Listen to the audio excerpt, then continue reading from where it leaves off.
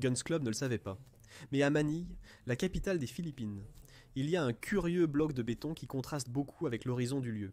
Il a une forme très caractéristique de cuirassé de la Seconde Guerre mondiale et son nom est Fort Drum. Il a longtemps protégé la baie sud de Manille. À première vue, il semble être une coque très ancienne de navire de guerre qui a été endommagée et abandonnée. Mais comme je l'ai mentionné, en fait, sa coque est faite de béton. Et bien qu'à première vue, il semble qu'il ait déjà navigué, ce bateau en béton est en réalité stationnaire.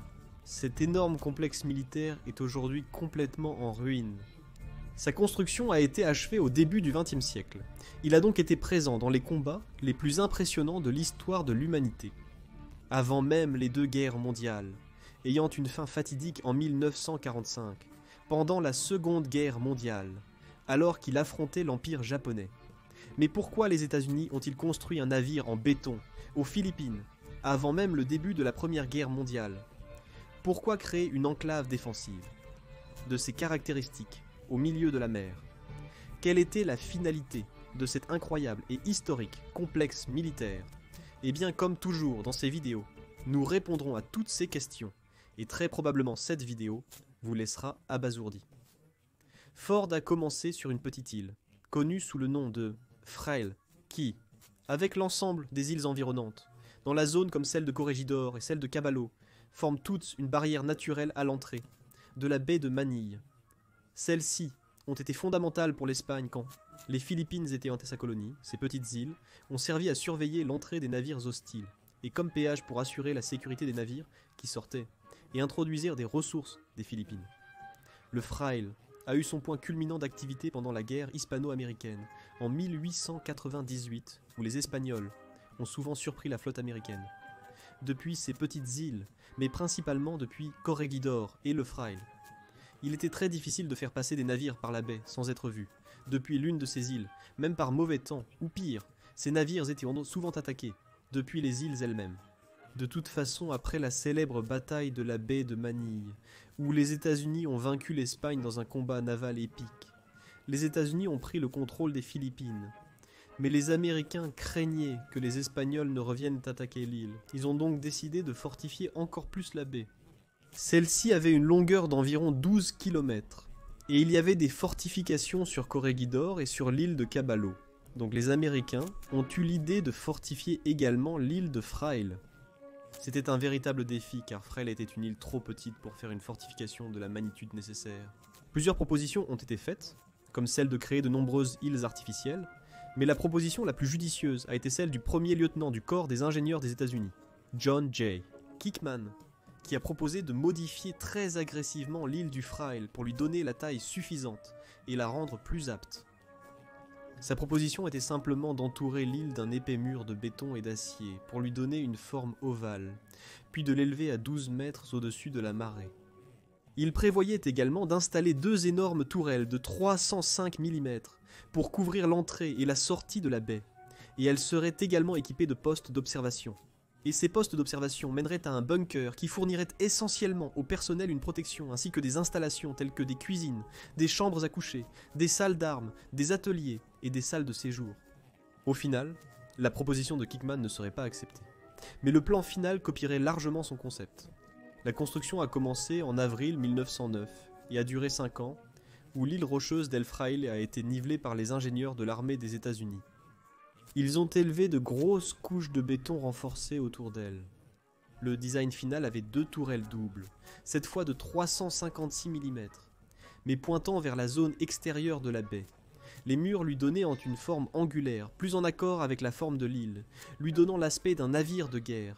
Deux batteries inférieures de 6 pouces ou 150 mm ont également été installées pour fournir une couverture latérale.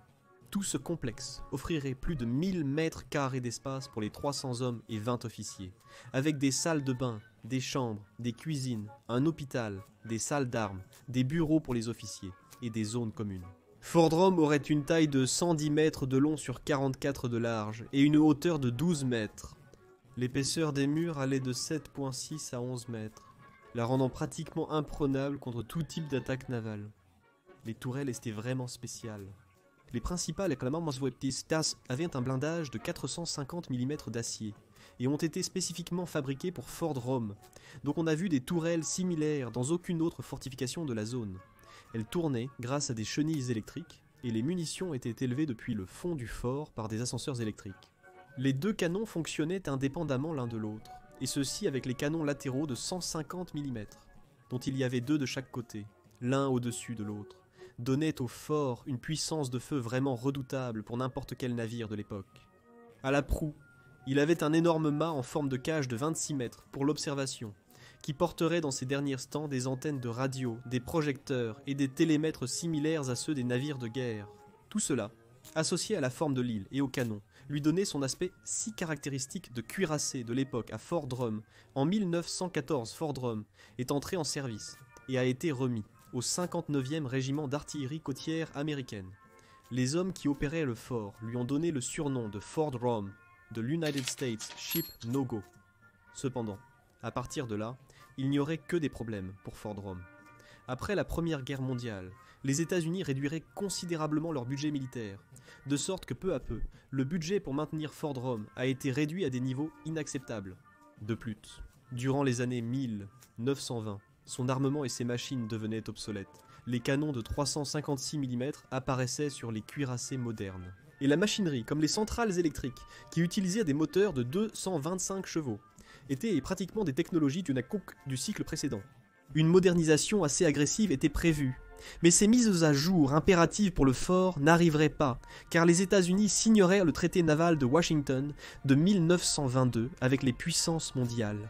À partir de ce moment, les États-Unis ne pourraient faire aucun investissement ou amélioration dans les emplacements défensifs dans le Pacifique. Les années 30 seraient également difficiles, car avec la Grande Dépression, les États-Unis ont encore réduit le budget militaire pour le fort et les choses se seraient aggravées. Encore plus pour le fort en 1934, car les États-Unis signeraient un traité qui donnerait l'indépendance aux Philippines en 1944. Donc les États-Unis n'allaient pas investir d'argent dans une base militaire qui allait de toute façon finir entre les mains d'un autre pays en 10 ans. En raison de tous ces problèmes, Fort Drum est devenu un grand éléphant blanc pratiquement abandonné. Mais à la fin des années 30, l'Empire du Japon commençait à être une préoccupation latente pour les États-Unis. Les Philippines s'étaient vues la première ligne de défense possible contre une guerre hypothétique à ce moment-là contre l'Empire du Japon. Au final, le Japon a attaqué en 1941, et les Japonais ont pratiquement pris toute l'île, tandis que les troupes américaines et philippines se sont retirées dans la péninsule de Bataan, car là les troupes japonaises étaient à portée de tir des batteries de Fort Drum et du couloir. Fort Drum était immunisé contre toute attaque aérienne, mais pas la tour d'observation, et les Japonais l'attaqueraient pour empêcher Fort Drum de détecter des cibles. Pendant des semaines, Fort Drum a été attaqué de toutes les positions par l'artillerie japonaise de différents calibres. Bien sûr, aucun projectile n'a pu traverser les murs épais de béton. On dit que Fort Drum a reçu plus de 3000 impacts de projectiles, laissant d'énormes cratères dans le béton et détruisant presque toutes les défenses aériennes qui étaient dissimulées.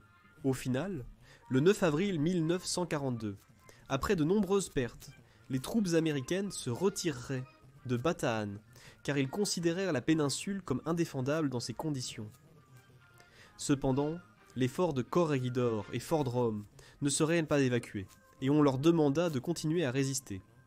Bien que le fort Drum ait tiré sur les bateaux de débarquement japonais, le fort de Corregidor fut pris par un débarquement nocturne japonais, réussi le 6 mai. Lorsque Corregidor tomba, le fort Drum se rendit simplement aux Japonais sans résistance. Cependant, le colonel Kirkpatrick, qui commandait le fort Drum, maintenait qu'ils auraient certainement pu résister pendant des années en luttant contre les Japonais. Ils avaient des munitions, des approvisionnements pour 6 mois. De plus, le personnel de 428 hommes était intact, à part quelques blessures. Cependant, ils n'avaient pas d'eau. Jack Cole, qui a servi à Fort Drum pendant la guerre, en a parlé dans ses mémoires. Si nous avions eu de l'eau, nous aurions pu tenir 3 ou 4 ans. Toute l'eau qui entrait était apportée depuis l'île du Cheval. Sans eau, nous avions déjà fini. Bien que nous ayons de l'eau tout autour de nous, nous ne pouvons pas la boire. Les canons du Fort Drum ont tiré sans arrêt jusqu'à la dernière minute de la reddition.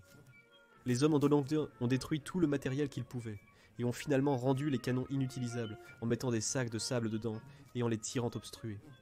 Le colonel Kirkpatrick mourait en captivité le 27 avril 1943, et le suspensionné Jack Cole a été libéré plus tard.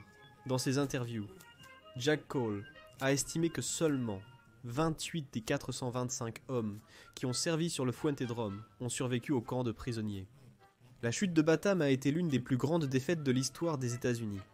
Mais ce ne serait pas la fin du Fuentedrome. En 1945, les États-Unis reprendraient Manille, dans l'une des opérations militaires les plus grandes et probablement les plus destructrices et sanglantes de l'histoire. La ville a été presque entièrement détruite et plus de 100 000 civils ont péri en conséquence.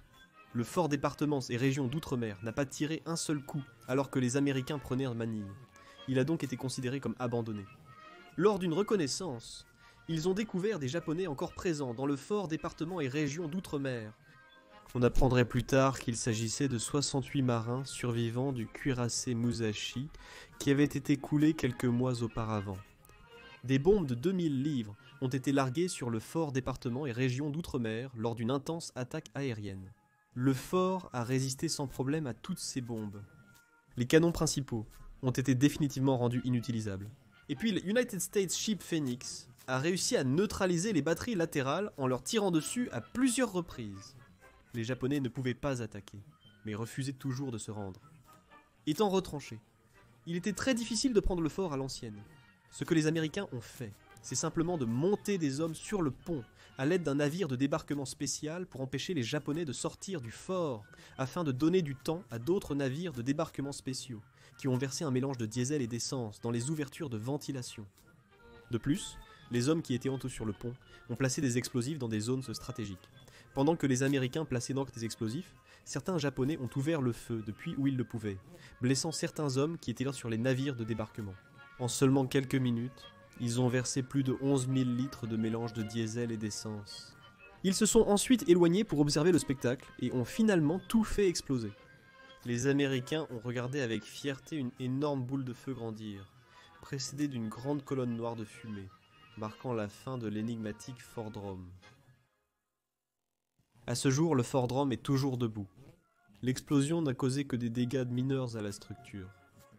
La couverture est naturellement pleine de cratères, et les murs du fort sont encore noircis par le feu, et bien qu'il soit officiellement interdit d'accéder au fort département et région d'outre-mer, beaucoup le font illégalement par hélicoptères et bateaux. C'est l'histoire du fort département et région d'outre-mer. Merci beaucoup d'avoir regardé cette vidéo et à la prochaine. Au revoir.